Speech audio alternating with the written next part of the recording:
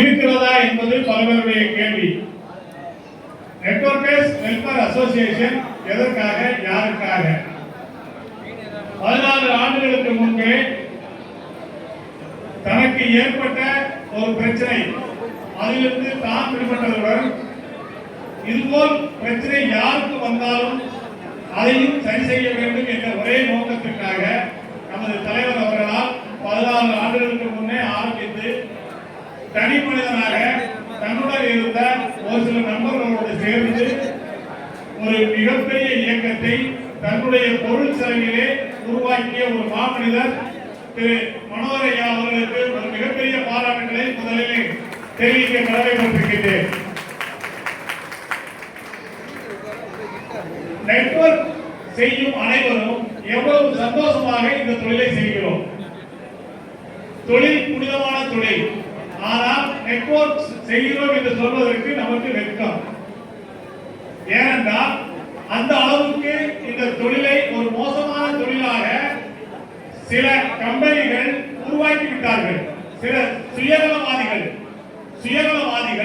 நல்லதொரு தொழிலை தங்களுக்காக, தங்களுடைய வருமானத்திற்காக இதை ஒரு மோசமான தொழிலாக மக்கள் மனதிலே பரப்பி விட்டார்கள். இன்றைக்கு நிறைய ஏமாற்றுக்காரர்கள், மோசடி நிதி நிறுவனங்களில் பணத்தை ஏமாந்தாலும் மக்கள் சொல்கிறது நெட்வொர்க்கிலே நான் ஏமாந்துட்டேன், நெட்வொர்க்கிலே நான் நஷ்டமாயிட்டேன், எல்லா பணியும் நெட்வொர்க் மேல வந்து விடுது. இன்னைக்கு நெட்வொர்க்கர்ஸ் வெல்ஃபேர் அசோசியேஷன் அதனாலதான் நெட்வொர்க் கம்பெனிகளும் சரியான கம்பெனிகள் வேணும். இன்னைக்கு ப்ராடக்ட் பேஸா ஒரு சில கம்பெனிகள் தான் தமிழ்நாட்டில் இருக்கு, இந்தியாவில் இருக்கு. சக்சஸ்ஃபுல்லா 20 வருஷத்துக்கு மேல நடந்துகிட்டு இருக்கு. அந்த மாதிரி கம்பெனிகள்ல, நல்ல கம்பெனிகள்ல நல்ல வியாபாரம் பண்ணக்கூடிய ஒரு சிலரும் இந்த மாதிரி மோசமான கம்பெனிகளால பாதிக்கப்படுறாங்க. அதனால தங்களுடைய தொழிலையும் சரியா செய்ய முடியாம இருக்கிறாங்க. இன்னைக்கு நிறைய கம்பெனிகள் ஆரம்பிக்கிறாங்க. எல்லாரும் டேட் ஆஃப் பர்த் என்ன, அவங்க ஆரம்பிக்கும் போதே அவங்களுடைய டார்கெட் எவ்வளவு, எத்தனை கோடி வந்தா கம்பெனியை மூடலாம் அப்படின்ற நோக்கத்திலே ஒரு சில கம்பெனிகள் ஆரம்பிக்கிறாங்க. இன்னைக்கு நிறைய கம்பெனிகள் வந்துட்டு உங்களுக்கு தெரியும். ஆனா இது எல்லாம் வராம இருக்கணும்னா நமக்கு தேவை சரியான சட்டம், சரியான ஒரு ஆணையம். இன்னைக்கு அது இருந்தால் மட்டும்தான் தேவையில்லாததெல்லாம் வெளியே போயிடும். நல்ல கம்பெனிகள்ல நம்ம நெட்வொர்க்கர்ஸ் சரியா செயல்பட முடியும். அடுத்தது மோசடி நிறுவனங்கள்ல ஏமாந்த மக்களுடைய நிலை என்ன? இன்னைக்கு ஏறக்குறைய 1 கோடி வழக்குகளுக்கு மேல இன்னைக்கு இருக்கு பொருளாதார குற்றவியல். அப்போ அவங்களுடைய நிலை என்ன? இன்னைக்கு நிறைய கம்பெனிகள் வந்து பணத்தை ஜப்தி பண்ணியாச்சு, ஆனா பணத்தை மக்களுக்கு, பொதுமக்களுக்கு கொடுக்கல. அப்போ ஒரு காலக்கெடுவோட ஒரு குறிப்பிட்ட காலத்துக்குள்ள அந்த பணத்தை திருப்பி கொடுக்கணும். அதுக்கு ஒரு ஓய்வு பெற்ற நீதியரசர் தலைமையில நமக்கு ஒரு விசாரணை கமிஷன் வேணும். அடுத்தது நமக்கான ஒரு நலவாரியம். இந்த 3 வேணும்னா நம்ம என்ன செய்யணும்? சரியான நேரத்தில் தலைவர் சரியான ஒரு முடிவு எடுத்திருக்கிறாரு. இந்த 2026 தேர்தல் இன்னைக்கு ஏறக்குறைய 1.5 கோடி மக்களுடைய ஓட்டு நம்ம கையில இருக்கு. நாம எல்லாருமே வேற வேற அரசியல் கட்சிகளை சேர்ந்தவங்களா இருக்கலாம், கட்சிகள்ல அனுதாபியா இருக்கலாம், இதுவரைக்கும் பல கட்சிகளுக்கு ஓட்டு போட்டு ஏமாந்த பொதுமக்களா இருக்கலாம். யாரா இருந்தாலும் சரி, இந்த ஒரு முறையும் நம்முடைய நெட்வொர்க்கர்ஸ் வெல்ஃபேர் அசோசியேஷனுடைய உயர்மட்ட குழு என்ன முடிவு செய்யறாங்களோ, யாரோட கூட்டு சேரணும்னு முடிவு செய்யறாங்களோ, தலைவர் என்ன முடிவு எடுக்கிறாரோ அதுக்கு நம்ம எல்லாரும் உடன்படலாமா வேண்டாம்? உடன்படலான்றவங்க உங்களுடைய கரகோஷத்தோட ஆதரவு தெரிவிக்க. எல்லாருமே ஒற்றுமையா செயல்படுவோம்.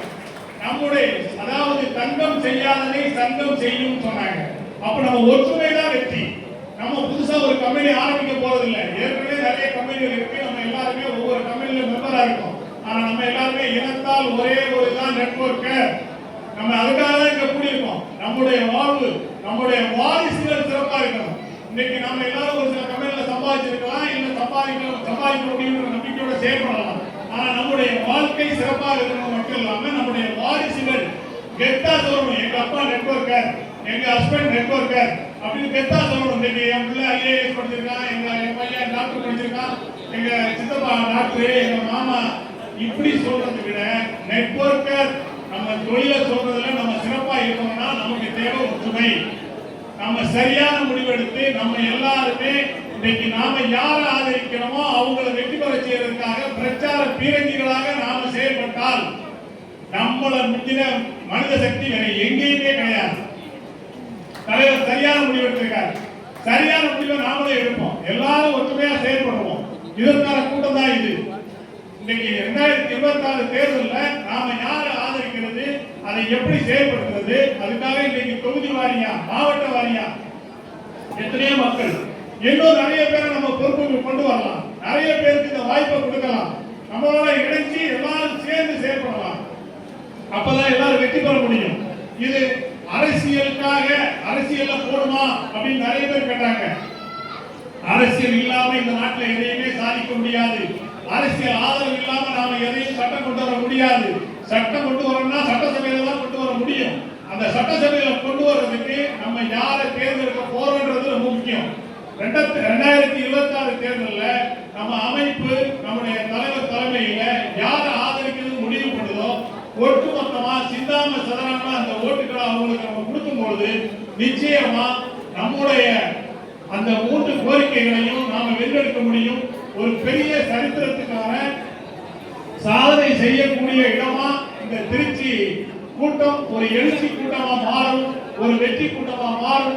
இதுக்கு நீங்க எல்லாரும் சரியான இன்னைக்கு எப்படி கூடிருக்கீங்களோ இதே மாதிரி இன்னும் பல மடங்கு பல ஆயிரம் பேரோட அடுத்த கூட்டத்தை சென்னையில நடத்துவோம்னு சொல்லி உங்க எல்லாருக்கும் நன்றி சொல்லி வாய்ப்பு கொடுத்த தலைவருக்கும் இந்த விழா